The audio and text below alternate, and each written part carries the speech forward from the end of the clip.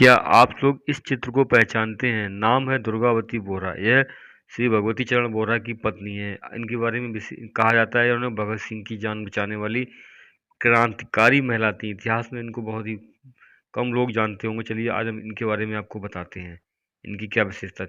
यह है इनका छोटा सा परिवार, भगवती चरण बोहरा, दुर्गा जी और यह उनका इकलौता पुत्र। तो अब हम इनके बारे में जानना चाहेंगे, ये क्यों प्रसिद्ध रही हमारे इतिहास में। यह दुर्गा भाभी वही दुर्गा भाभी हैं जिन्होंने सैंडर्स वध के बाद, याद रखना होगा, लाला लाजपत राय को जिन्होंने मारा था, सैंडर्स को वध के बाद राजगुरु और भगत सिंह को लाहौर से अंग्रेजों की नाक के नीचे से निकालकर कलकत्ता ले गई और उनके पति क्रांतिकारी भगवती चरण बोहरा थे। ये भी कहा जाता है कि चंद्रशेखर आज़ाद के पास आखिरी वक्त में जो माउजर था वो भी दुर्गा भाभी ने ही उनको दिया था। 14 अक्टूबर 1999 में वह इस दुनिया से गुमनाम ही विदा हो गईं।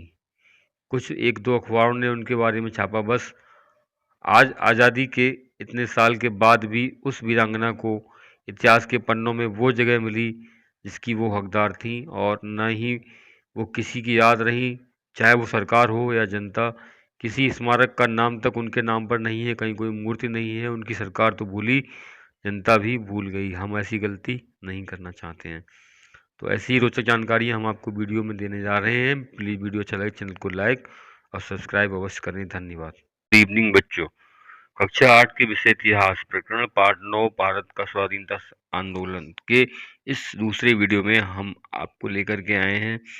आपके लिए बहुत ही रोचक जानकारी है, क्योंकि हम 1857 के बाद के भारत की हिस्ट्री पढ़ रहे हैं। इस हिस्ट्री में हमको 1915 में गांधी जी के आगमन के बाद जो भारतीय राष्ट्रीय कांग्रेस की का नेतृत्व उनके गांधी जी के इशारे पर चलता था, उसके बारे में इससे पहले वाली वीडियो में हमने आपको बहुत ही जानकारी दी और रोचक बातें बताई। अब हम इस वीडियो में भी आपके लिए बहुत इंटरेस्टिंग और इम्पोर्टेंट जानकारी लेकर के आए हैं। जलियांवाला बाग हत्याकांड, उसके बाद आपका रॉलेट एक्ट, असहयोग आंदोलन, इस तरह के अन्य सारी टॉपिक यहाँ पर हम क्लियर करेंगे। पिछले वीडियो में हमने लाहौर कांड तक क्लियर कर दिया था। देखिए लाहौर कांड क्या था। भगत सिंह और राजगुरु ने 1928 को साइमन कमीशन का विरोध करते हुए लाला लाजपत राय को लाठी से चोट पहुंचाने वाले पुलिस का नेतृत्व करने वाले अंग्रेज उच्च अधिकारी सैंडर्स की हत्या कर दी थी। इस कांड को लाहौर कांड के नाम से जाना गया था। यहाँ तक हमने आपको जानकारी दे दी थी। अच्छा, इसके बाद जो आता है, यहाँ पर आप जो चित्र देख रहे हैं सुखदेव का है। सरकारी नीतियों के विरोध में 8 अप्रैल 1929 को भगत सिंह और बटुकेश्वर दत्त ने दिल्ली की केंद्रीय विधानसभा में बम फेंका।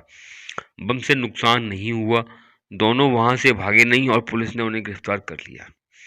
भगत सिंह एवं उनके साथियों पर सैंडर्स हत्याकांड से संबंधित मुकदमा लाहौर में चलाया गया और 7 अक्टूबर 1930 को भगत सिंह, राजगुरु व सुखदेव को फांसी की सजा सुनाई गई।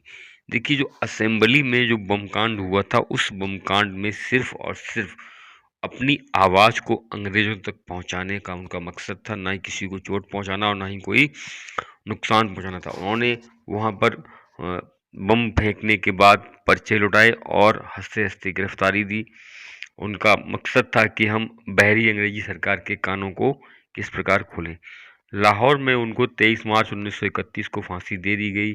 यह मुकदमा लाहौर कांड के नाम से प्रसिद्ध है। अगला आता है सत्ता के दमन ने। सत्ता के दमन ने धीरे धीरे क्रांतिकारी आंदोलन को निर्बल कर दिया। 27 फरवरी 1931 को प्रयागराज के अल्फ्रेड पार्क में मुठभेड़ के दौरान चंद्रशेखर आजाद शहीद हो गए। आज उस पार्क का नाम चंद्रशेखर आजाद पार्क है। आजाद की मृत्यु के बाद पंजाब, उत्तर प्रदेश और बिहार में क्रांतिकारी आंदोलन लगभग समाप्त सा हो गया है। यह तस्वीर है, यह चंद्रशेखर आजाद की तस्वीर है, जिनका उपनाम आजाद था। अब आता है सविनय अवज्ञा आंदोलन 1930 और 1932। देखिए साइमन कमीशन, रॉलेट एक्ट के बाद 1930 में साइमन कमीशन आया। 1928 ईस्वी में अंग्रेज सरकार ने भारतीय शासन अधिनियम 1919 की समीक्षा करने के लिए साइमन नामक व्यक्ति के नेतृत्व में एक समिति बनाई। इस समिति में एक भी भारतीय नहीं था। इससे बिल्कुल स्पष्ट हो गया कि अंग्रेज सरकार यह मानने को तैयार नहीं थी कि भारत के लोगों को अपने देश का शासन चलाने का अधिकार होना चाहिए। इसलिए भारत में साइमन जहाँ जहाँ गया वहाँ उसके विरोध में जुलूस व हड़तालें हुई और साइमन वापस जाओ का नारा दिया गया। यहाँ पर दी गई है साइमन कमीशन। ये साइमन कमीशन है, इसमें एक भी भारतीय नहीं था, इसलिए इसका जगह जगह विरोध किया गया। अब आता है लाहौर अधिवेशन और पूर्ण स्वराज की मांग। देखिए सन 1929 में कांग्रेस का वार्षिक अधिवेशन लाहौर में शुरू हुआ। इस अधिवेशन के अध्यक्ष पंडित जवाहरलाल नेहरू ने चुने गए। ब्रिटिश सरकार को नेहरू रिपोर्ट स्वीकार करने के लिए 31 दिसंबर 1929 की समय सीमा समाप्त हो चुकी थी, इसलिए राष्ट्रीय कांग्रेस ने रावी नदी के तट पर 31 दिसंबर 1929 की रात्रि 12 बजे तिरंगा झंडा फहराया और पूर्ण स्वराज की मांग का प्रस्ताव पारित किया। यानी कि 31 दिसंबर 1929 की रात रावी के तट पर पहले ही पूर्ण स्वराज की मांग पारित हो चुकी थी। अब रही बात दांडी यात्रा की। दांडी यात्रा क्या है, इसके बारे में थोड़ा सा हम जान लेते हैं। देखिए सन 1930 के कांग्रेस के वार्षिक अधिवेशन में कांग्रेस को सबने अवज्ञा आंदोलन करने का अधिकार दे दिया गया था। अतः गांधी जी के नेतृत्व में स्वराज की प्राप्ति के लिए सबने अवज्ञा आंदोलन प्रारंभ किया गया। आप चित्र देख रहे हैं, ये गांधी जी की है। गांधी जी ने जो अपने साथियों के साथ दांडी यात्रा प्रारंभ की थी नमक कानून तोड़ने के लिए, तो यहाँ का ये चित्र दिखाया गया है।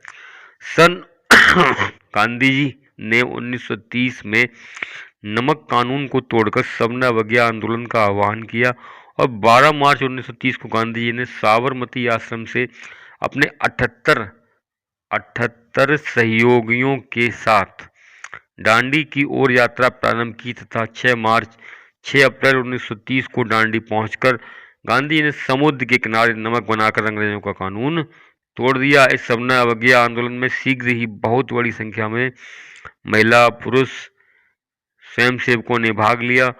विदेशी माल का बहिष्कार किया गया। कहीं कहीं किसानों ने लगान देना बंद कर दिया।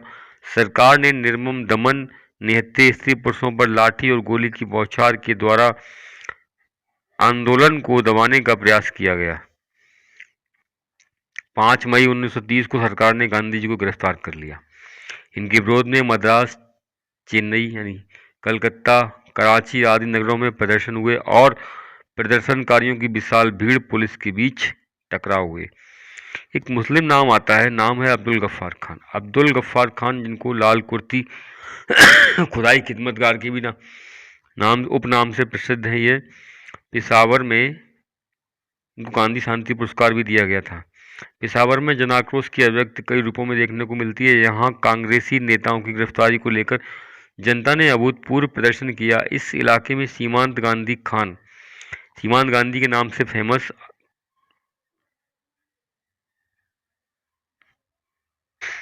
सीमांत गांधी खान के नाम से फेमस अब्दुल गफ्फार खान वर्षों से सक्रिय थे। उनके द्वारा जनता में किए गए कार्यों के कारण अहिंसक क्रांतिकारियों के बीच जत्थे अर्थात खुदाई खिदमतगारों के दल तैयार हुए थे और ये लोग लाल कुर्ती के नाम से जाने जाते थे। सबने अवज्ञा आंदोलन में इनकी भूमिका काफ़ी सक्रिय थी। इसी प्रकार देवबंद शाखा की राजनीतिक संस्था जमात उल उलमा ए हिंद ने इस आंदोलन में बढ़ चढ़कर हिस्सा लिया। चर्चा होती है प्रथम गोलमेज सम्मेलन की। देखिए ये गोलमेज सम्मेलन भारतीयों की समस्याओं को लेकर उनको संतुष्ट करने के लिए एक रणनीति बनाई गई थी। इसके तहत ब्रिटेन में एक गोलमेज सम्मेलन आयोजित किया गया और इस सम्मेलन में लगातार 3 गोलमेज सम्मेलन हुए। तो 1930, 1931, 1932, जिसमें गांधी जी ने सिर्फ 1931 के गोलमेज सम्मेलन में यानी कि द्वितीय गोलमेज सम्मेलन में भाग लिया और उनमें सिर्फ भीमराव अंबेडकर जी ही थे जिन्होंने तीनों गोलमेज सम्मेलन में भाग लिया। इसी बीच 1930 ईस्वी में ब्रिटिश सरकार ने लंदन में भारतीय नेताओं का पहला गोलमेज सम्मेलन आयोजित किया, जिसका उद्देश्य साइमन कमीशन की रिपोर्ट पर विचार करना था। कांग्रेस ने इस सम्मेलन का बहिष्कार किया। यह आपका प्रथम गोलमेज सम्मेलन का चित्र लंदन में 1930 में आयोजित किया गया। अब आता है गांधी इरविन समझौता। चूंकि 1930 में जब गांधी जी नहीं गए तो अंग्रेजों को शक हुआ कि हमारा जो गोलमेज सम्मेलन है वह सफल नहीं हो सका जब तक गांधी जी उस पर भाग न लें, भारतीयों का प्रतिनिधित्व न करें। तो उसके दबाव में आकर के गांधी जी से समझौता किया गया और तत्कालीन वायसराय इरविन के द्वारा 5 मार्च 1931 को सरकार और कांग्रेस में एक समझौता हुआ जिसमें गांधी इरविन समझौता कहते हैं। इस समझौते के अनुसार सरकार अहिंसा करने वाले अहिंसक रहने वाले राजनीतिक बंदियों को रिहा करने पर तैयार हो गई। उपयोग के लिए नमक बनाने का अधिकार तथा विदेशी वस्त्रों एवं शराब की दुकानों पर धरना देने के अधिकार भी मान लिए गए। तब कांग्रेस ने सविनय अवज्ञा आंदोलन रोक दिया और दूसरे गोलमेज सम्मेलन में भाग लेने के लिए तैयार हो गई। गांधी जी ने सितंबर 1931 में दूसरे गोलमेज सम्मेलन में भाग लिया। तभी की ये घटना है कि विंस्टन चर्चिल ने इनको अर्धनंगा फकीर कहा था गांधी जी को। उस सम्मेलन में गांधी जी की कोई सफलता प्राप्त नहीं हुई। सम्मेलन से वापस लौटने पर गांधी जी ने पुनः 1932 ईस्वी में सविनय अवज्ञा आंदोलन प्रारंभ किया। सरकार ने गांधी जी को बंदी बना लिया। द्वितीय गोलमेज सम्मेलन में दलितों के लिए अलग निर्वाचन की व्यवस्था की गई थी। इससे गांधी जी को आघात लगा। उन्होंने आमरण अनशन प्रारंभ कर दिया। अंततः डॉक्टर अंबेडकर और गांधी जी के मध्य पूना में समझौता हुआ जिसे पूना पैक्ट कहते हैं। इसके अनुसार दलितों के लिए विधानमंडलों में स्थान सुरक्षित किए गए। पृथक निर्वाचन का निर्णय समाप्त कर दिया गया और 1934 ईस्वी में गांधी जी ने अपना आंदोलन बंद कर दिया। वह कांग्रेस से त्याग देकर हरिजनों के उद्धार में जुट गए। कुछ और भी जानने वाली बातें हैं। महिलाओं ने स्वतंत्रता संग्राम में बढ़ चढ़कर हिस्सा लिया। अरुणा आसफ अली नमक कानून तोड़ो आंदोलन में भाग लेते हुए जेल गईं। दूसरी थी दुर्गा भाभी ने भगत सिंह को लाहौर जेल से छुड़ाने का प्रयास किया। तीसरा था कमला देवी चट्टोपाध्याय ने 1921 में असहयोग आंदोलन में भाग लिया। और चौथा जो नाम यहाँ पर आप देख रहे हैं भीखाजी कामा का। उन्होंने कहा आगे बढ़ो, हम हिंदुस्तानी हैं और हिंदुस्तान हिंदुस्तानियों का है। उन्होंने अंग्रेजों की परवाह न करते हुए भारत का पहला तिरंगा झंडा फहराया। यहाँ पर एक चित्र दिया गया है जो उनके हाथ में भारत के राष्ट्रीय ध्वज का निर्माण करने वाली प्रथम महिला है। हमने यहाँ पर जिन महिलाओं का नाम लिया उनमें एक महिला का नाम था भीखाजी कामा। देखिए अंग्रेजों के घर लंदन में आज़ादी से 40 साल पहले स्वतंत्र भारत का झंडा लहराने की हिम्मत थी भीखाजी कामा ने। वो लंदन में ही थी और उनसे कहा गया कि अगर उन्हें भारत वापस जाना है तो ब्रिटिश सरकार के खिलाफ न बोलने के मेमो पर साइन करना होगा। झुकने से बेहतर उन्होंने देश आना कुर्बान कर दिया। और पता होगा जर्मनी में जो इस विश्व सम्मेलन हुआ था स्टुटगार्ट में, वहां पर सभी देशों के ध्वज थे लेकिन भारत का ध्वज का प्रतिनिधित्व ब्रिटेन के ध्वज को माना जा रहा था।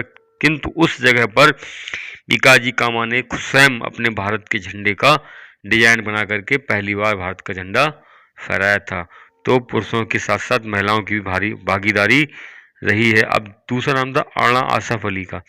देखिए यह चित्र जो आप देख रहे हैं यह अरुणा आसफ अली का है। अगर आपके अंदर जोखिम उठाने की क्षमता नहीं है तो आप जिंदगी में कुछ भी हासिल नहीं कर सकते। आज़ादी की लड़ाई लड़ने वाली अरुणा आसफ अली का निधन 1996 में 29 जुलाई को हुआ था। क्रांतिकारी अरुणा आसफ अली 1932 में राजनीतिक कैदियों के संग होते अत्याचार के खिलाफ तिहाड़ में भूख हड़ताल की। इसके चलते हालात में बदलाव हुआ। सन 1958 में अरुणा आसफ अली दिल्ली नगर निगम की महापौर बनाई गई, मेयर चुनी गई।